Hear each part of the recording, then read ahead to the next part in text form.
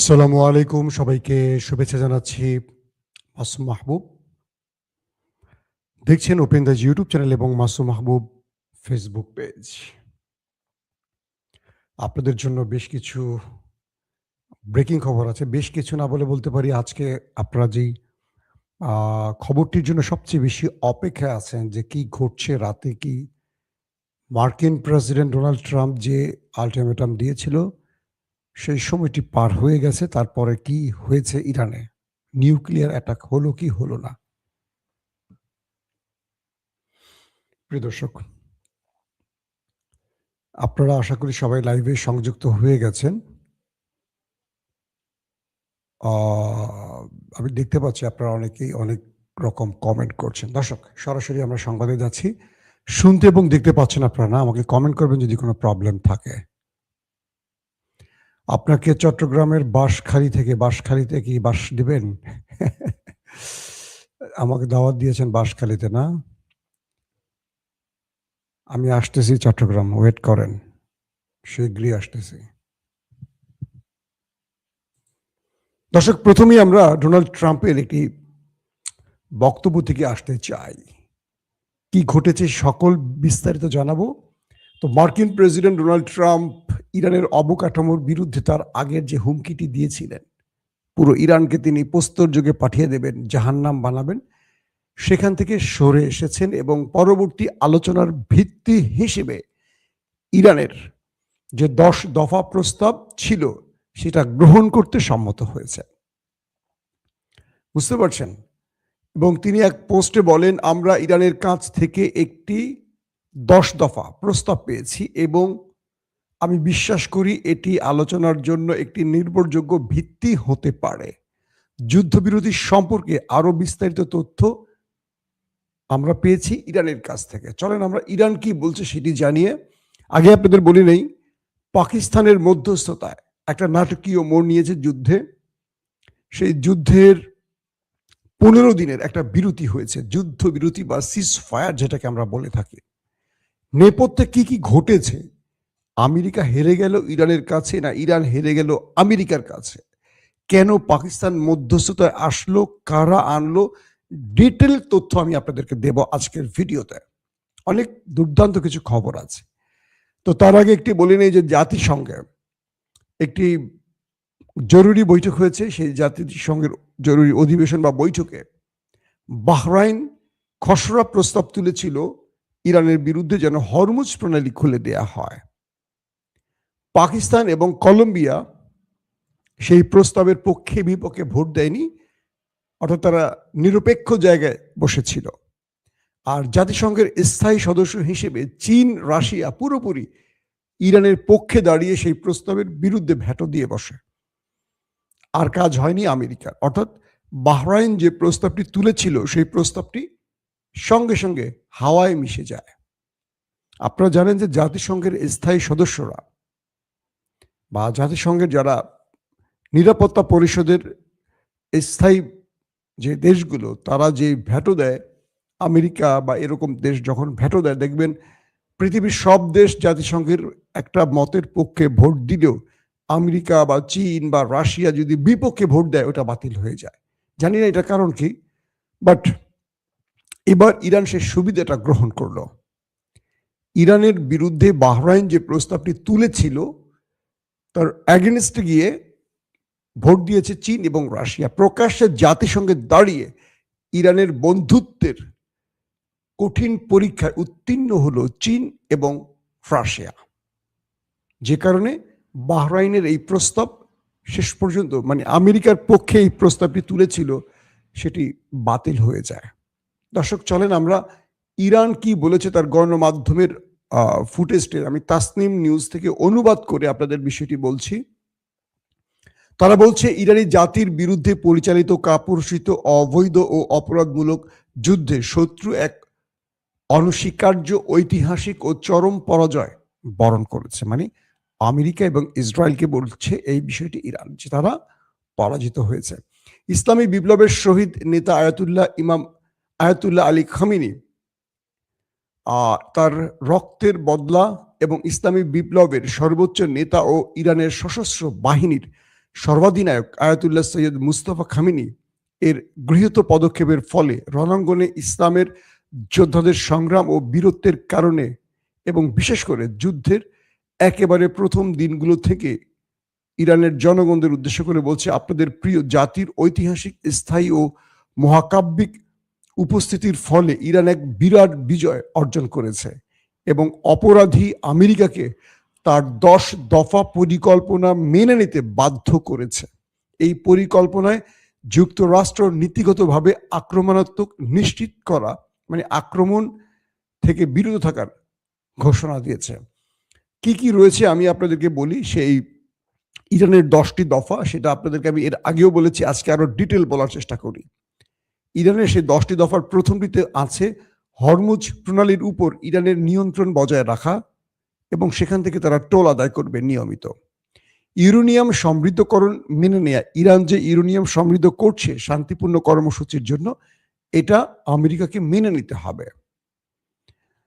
তারপরের হলো সকল প্রাথমিক ও মাধ্যমিক নিষেধাজ্ঞা প্রত্যাহার, অর্থাৎ ইরানের উপর যতগুলো নিষেধাজ্ঞা ছিল অতীতে বা আগামীতে বা 90 দশকের পর থেকে সকল নিষেধাজ্ঞা প্রত্যাহার করতে হবে।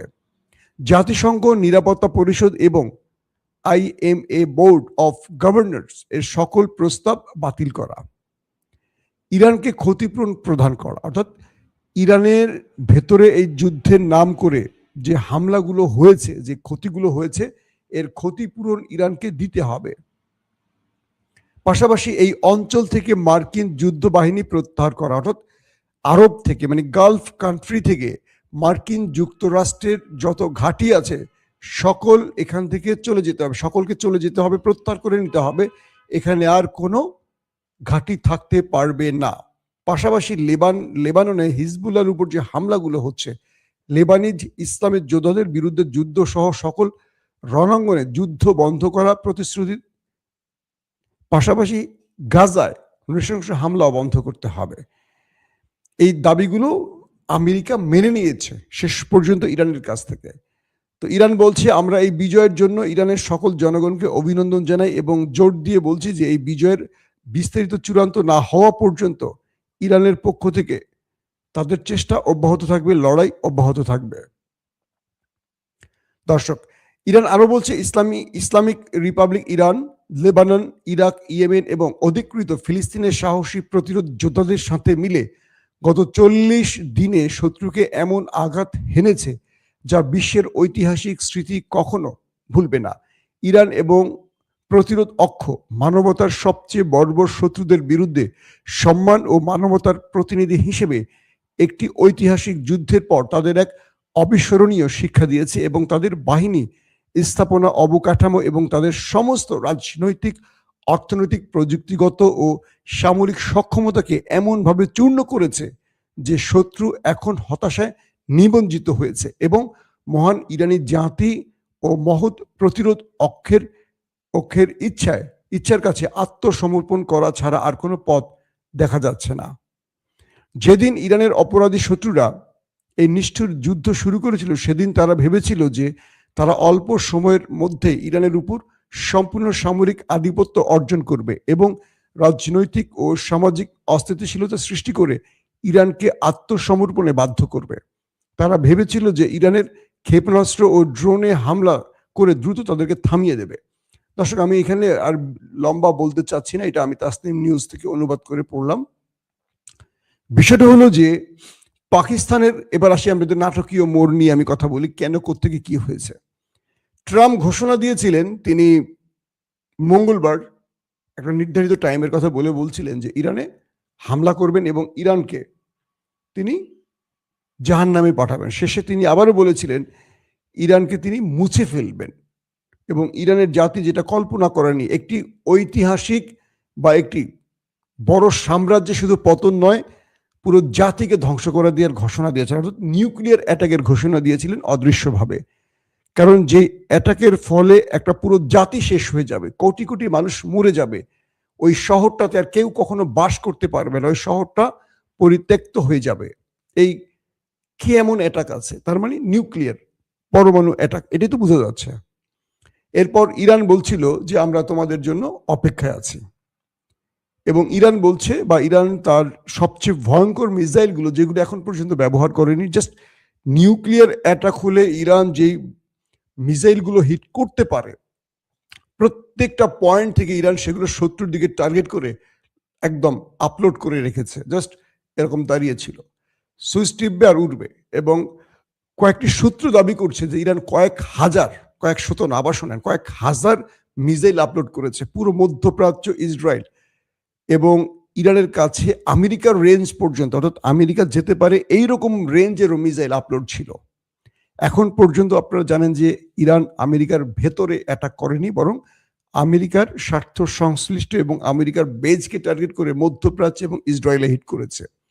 তো গত রাতে লাস্ট আপডেটটা ছিল যে ইরান কয়েক হাজার মিসাইল দখলদার দেশটিকে টার্গেট করে এবং আরব রাষ্ট্রকে টার্গেট করে, এবং ইরান থেকে আমেরিকা যেতে পারে আন্তঃমহাদেশীয় যেটাকে বলে ইন্টারকন্টিনেন্টাল যে মিসাইলগুলো, সেগুলো নাকি আপলোড করেছে। এবং ইরান জানে যে তারা একটা বড় নিউক্লিয়ার অ্যাটাকে পড়তে পারে।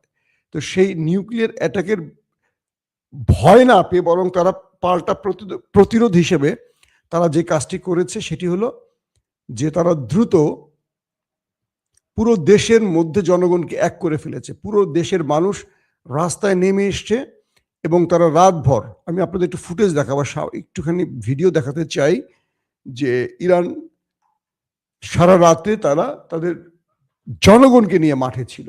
তারা পালিয়ে যায়নি, কোনো গুহাতে যায়নি, কোনো কি বলবো যে যেটা ওরা করে শত্রুরা, যে তারা পালিয়ে গর্তে ঢোকে, শেল্টার জন্য ঢোকে। ইরান এরকম কোনো কাজ করেনি। আমাকে একটু সময় দেন, আমি একটা ফুটেজ আপনাদের দেখাতে চাই।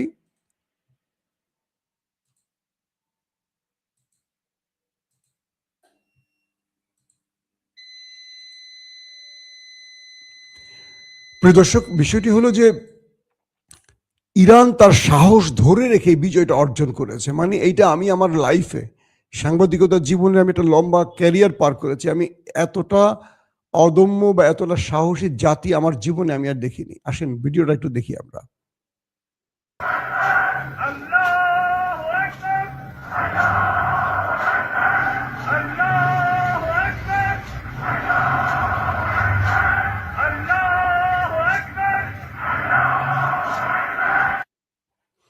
আপনারা যে ভিডিওটি দেখছেন, এই ভিডিওটি ইরানের সকল মানুষ রাস্তায় নেমেছিল, আলো জ্বলেছিল, আল্লাহু আকবার তাকবীরে প্রকম্পিত করেছিল পুরো দেশ।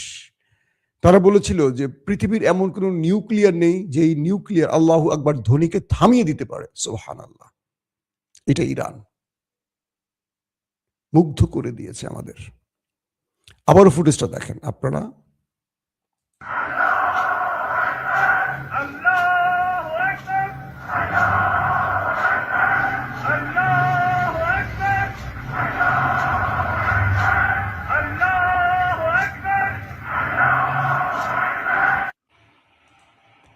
দর্শক, তো বিষয়টি তৈরি হলো এরকম যে যখন আমেরিকা বা ডোনাল্ড ট্রাম্প বুঝলেন যে ইরান তার নিউক্লিয়ার অ্যাটাকে ভয় পাচ্ছে না, রাতভর ইরানের মধ্যে আমেরিকা এবং ইসরায়েল ভয়ঙ্কর পরিমাণে অ্যাটাক করেছে, প্রচুর ব্রিজ ধ্বংস করেছে, ইরানের অবকাঠামোর ব্যাপক ক্ষতি করেছে। ব্যাপক মানে ব্যাপক ক্ষতি করেছে। ইরানও পাল্টা জবাব দিয়েছে। কিন্তু ডোনাল্ড ট্রাম্প দেখলেন যে তার এই হুমকিতে যে তিনি পুরো ইরানকে ডিস্ট্রয় করে ফেলবেন, ধ্বংস করে ফেলবেন, একটা জাতিকে মাটির সাথে মিশিয়ে দেওয়ার যে ঘোষণা, তার প্রতিক্রিয়াও এসছে পুরো পৃথিবী থেকে ট্রাম্পের বিরুদ্ধে। কিন্তু ইরান এতটুকু টলে যায়নি, এতটুকু ভয় পায়নি। তারপর পাকিস্তানের প্রধানমন্ত্রী শাহবাজ শরীফ কি ডোনাল্ড ট্রাম্পের হোয়াইট হাউস একটি ড্রাফট কি বলবো টুইট পোস্ট লিখে দেয়, বলে যে দ্রুত তুমি এই পোস্টটি করো, তার আগে ইরানকে বলো ইরানের যেন সেই 10 দফা আমাকে আনুষ্ঠানিকভাবে দেয়, কারণ জাতির কাছে একটা ফেস সেভিং বা মুখ রক্ষার জন্য কিছু তো বলতে হবে। পরে পাকিস্তানের পক্ষ থেকে ইসলামাবাদে বৈঠক হয়। ইসলামাবাদে বৈঠকের পর ইরানের পক্ষ থেকে 10টি দফা পাকিস্তানকে দেয়া হয়, কারণ ট্রাম্প চাচ্ছে যে বাবা তোর একটা দফা দে, একটা উসিলা দিয়ে আমি বাঁচি।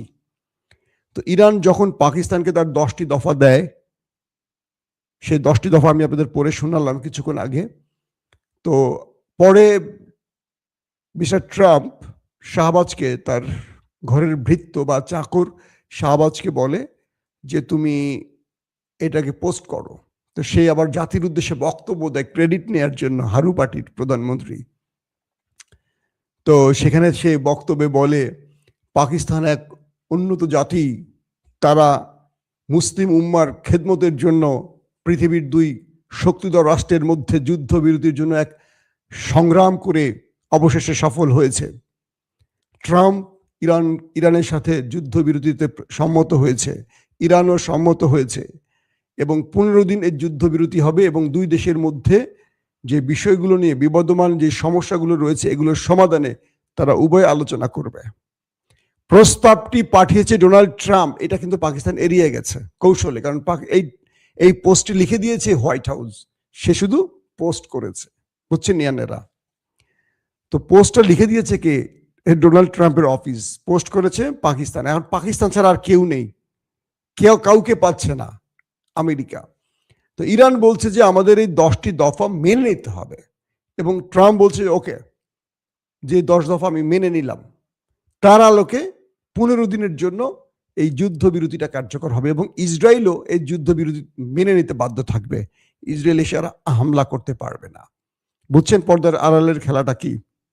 কারণ ট্রাম্প তার দেশের ভেতরে এবং বাইরে ব্যাপক চাপে আছে, তার উপর যে চাপ, মানে কঠিন চাপের মধ্যে সে আছে। সে যখন ইরানকে ধ্বংস করে ফেলার ঘোষণা দিয়েছে তখন তার ইরানের মিত্ররা বলছে এটা আমেরিকার ইতিহাসে সবচেয়ে বড় ভুল হবে এবং আমেরিকাও মুছে যাবে। মানে তার যে অবস্থানটা 250 বছর বা 240 বছরের আমেরিকা যা অর্জন করেছে সব এই ট্রাম্পের জন্য, এই পাগলের জন্য সব মুছে যাবে। ইউরোপ খেপে গেছে। আর ইরান বলছে যে তুমি একটা না, যত পারমাণবিক মারা লাগে মারো, ইরান জাতি তোমার কাছে নত হবে না, তুমি এতদিনেও বোঝনি। ইরানের লাস্ট স্টেটমেন্টটা সেটাই আপনারা দেখলেন। শেষ পর্যন্ত ডোনাল্ড ট্রাম্প নিজে পা ধরে যুদ্ধবিরতি ঘটালেন।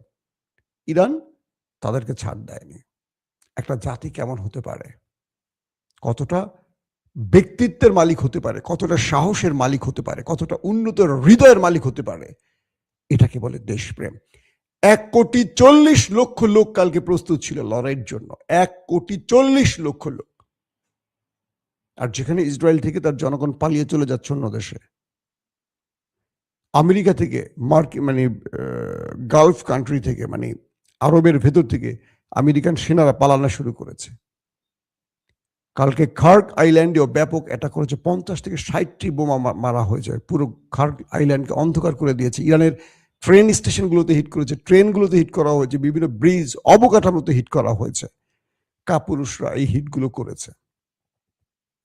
ইরানও পাল্টা প্রতিরোধ গড়েছে, কঠিনভাবে দিয়েছে আচ্ছা রকম বাস। তারপরেও ট্রাম্প বুঝতে পারছেন যে ইরান তার ধমকে টলবে না, তাই শেষ পর্যন্ত পাকিস্তানের শাহবাজকে দিয়ে, আসিফ মনিরকে দিয়ে ইরানকে তার 10 দফা চেয়ে নিয়ে বলছে যে তোর 10 দফা দে রে ভাই, তার প্রতি আমার একটা মুখ রক্ষা কর। এখন আমেরিকা বলবে যে ইরান ভয় পেয়েছে আমাকে। তো এই ইরানের কাছে যে শিক্ষাটা পেল, একদম সংক্ষিপ্ত 30 সেকেন্ডে একটা কথা বলি। আমেরিকা, ইসরায়েল ইরানের বিরুদ্ধে লড়াই করার আগে আরো 14 বার চিন্তা করবে এখন যে ইরান কি জিনিস। এটা ইরাক না, সিরিয়া না, এটা আফগান না। আফগানদেরও বলা যায় না, আফগান 20 বছর লড়াই করছে, তারপরে আমেরিকার সাথে ইয়ে করেন। 20 বছর পর আমেরিকাকে তাড়াইছে আফগান তালেবানরা। তো এই পরিস্থিতিতে ডোনাল্ড ট্রাম্প একটা ঐতিহাসিক পরাজয়ের স্বাদ নিলেন, আর ইরানি জাতি পৃথিবীকে দেখিয়ে দিল তারা কি পারে। একটা জাতি ঐক্যবদ্ধ হলে কি সম্ভব। কালকে লাস্ট বক্তব্যে ট্রাম্প বলেছিল যে আমার সাথে ইরানের একটা ভালো গ্রুপের সাথে যোগাযোগ চলছে, যারা কট্টরপন্থী না। হে জাতি, তোমরা যদি ইরানকে রক্ষা করতে চাও তাহলে সরকারের বিরুদ্ধে নেমে যাও, মানে সরকারকে তোমরা সরায় দাও। ইরানের একটা লোক রাস্তায় নামে না, যারা নামছে সবাই আল্লাহু আকবার ধ্বনি দিছে ওদের বিরুদ্ধে। পুরো ইরানি জাতি বুঝে গেছে ওদের শত্রুকে, এটা কিন্তু আগে বোঝে নাই। এটা আগে বোঝে নাই, এবার ওরা বুঝে গেছে ইরানিরা, যে যারা সরকার বিরোধী ছিল তারা বুঝে গেছে যে আসলে ওদের প্রকৃত শত্রু ওই দুটো দেশ। ওরা মনে করছে খমেনি ওদের শত্রু, এখন মনে করছে না এই খমেনি প্রাণ দিছে, তার পুরো পরিবার সহ প্রাণ দিছে। কিন্তু আতাত করেনি। এটাই হলো ইমানের শিক্ষা। দর্শক, ইনশাল্লাহ আজকে একাধিকবার আরো আসবো, এটার আপডেট একটার পর একটা আসছে। আমরা ধারাবাহিক আপনাদেরকে আরো অনেক খবর দেওয়ার চেষ্টা করব। সেই পর্যন্ত বিদায় নিচ্ছি আপনাদের কাছ থেকে। প্রত্যেকে ভালো থাকবেন। আল্লাহ হাফিজ।